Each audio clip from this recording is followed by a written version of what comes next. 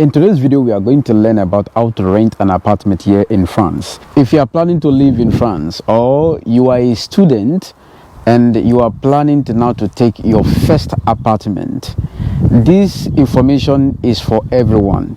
These are errors that I have made personally, and a lot of friends and even neighbors have made these same mistakes. I don't want you to fall victim as I do. And if you are watching this video, if you have any experience concerning this topic or you have any advice to share, feel free to comment below and share with us your experience. These are very important information you need to pay very close attention to. So I'm going to interview a French woman who will share her 10 years of experience. Stay tuned. Bonjour. Bonjour. Ça va? Ça va et toi? Oui, merci. J'ai une petite question pour toi concernant les loyers. Comment on peut éviter les pièges cachés pour ne pas tomber mal, comme ton expérience, comme mon expérience aussi. C'est pour ça que je te fais venir aujourd'hui pour partager avec les jeunes étudiants qui peut-être un jour ils voulaient laisser les appartements étudiants pour aller trouver un logement normal. Parce que pour l'appartement étudiant, tout est inclus, est bien fait. Il n'y a pas de frais cachés. Mais quand on va basculer pour avoir un logement normal, ce n'est pas le même discours. Du coup là, qu'est-ce que tu peux nous conseiller? Bah moi, par rapport à mon expérience, je suis tombée dans un logement donc magnifique, assez grand, 3,50 m de hauteur de plafond, de grandes pièces.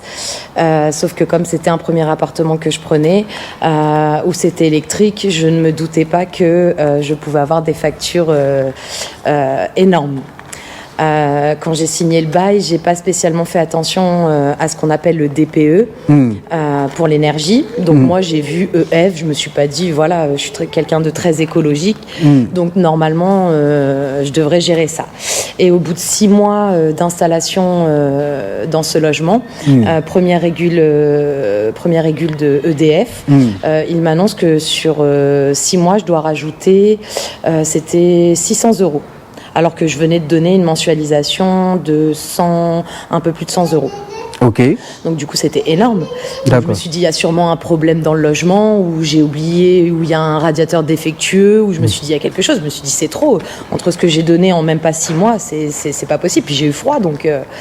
Et en fait, non, du coup, EDF m'apprend que le logement, il y avait déjà eu des soucis avec les anciens locataires, qui avaient déjà signalé une énergie trop énorme.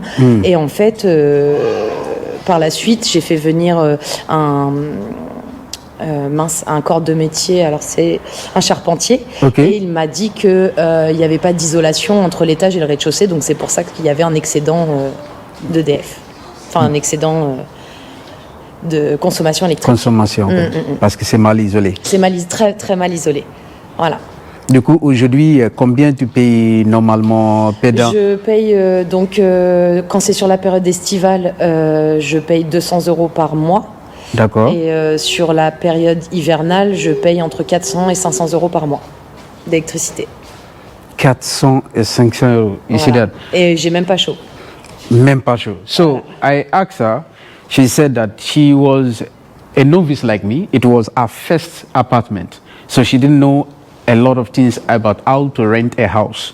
So the house she take was a very beautiful house, like 3-bedroom flat, and which is very nice. So immediately she took it, but the details inside there didn't show that this house can consume more electricity, that she have to pay extra fees for the electric.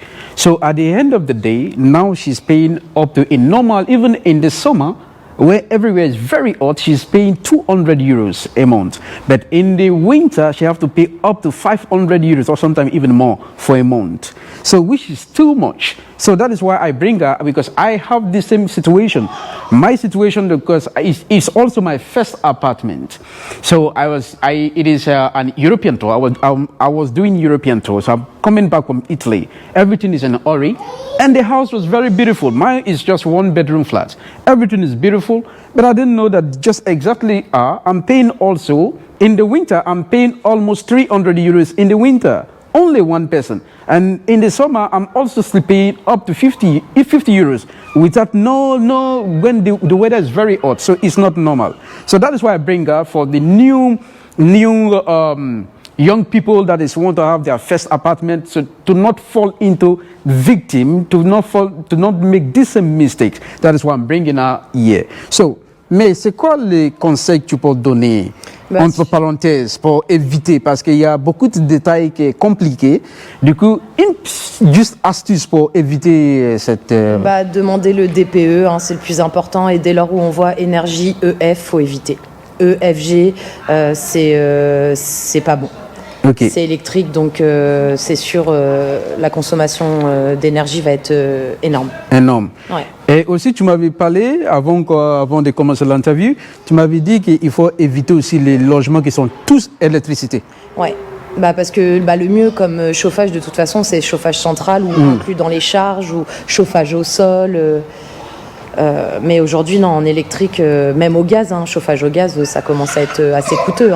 Le prix de l'abonnement, toutes les charges que peut prendre EDF ou Enedis ou tous les groupes énergétiques, ils se gavent. De toute façon, c'est le cas de le dire, avec toutes ces taxes, abonnements et taxes. Finalement, c'est ça qu'on paye le plus cher. Et derrière, il y a notre consommation.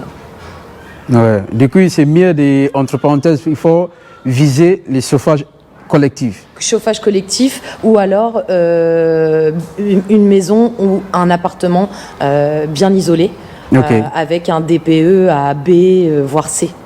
Ok, voilà. A, B. Le mieux, c'est A, bien évidemment, mais là, on part sur de la construction neuve, parce qu'aujourd'hui, avec les nouvelles normes, on vise le A, B sur les nouvelles constructions, puisqu'il y a des réglementations aujourd'hui.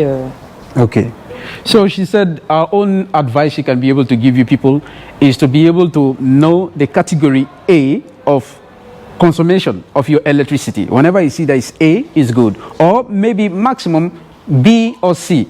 But after, from D, don't take it because you will pay a lot of money. Except you don't have choice that you want, you are in hurry, urgent to have an apartment. If not, you will end up paying a lot of money. And again, the other thing you have to know, if you want to rent a house here in France, just try to go for the apartment that have the heater collectively.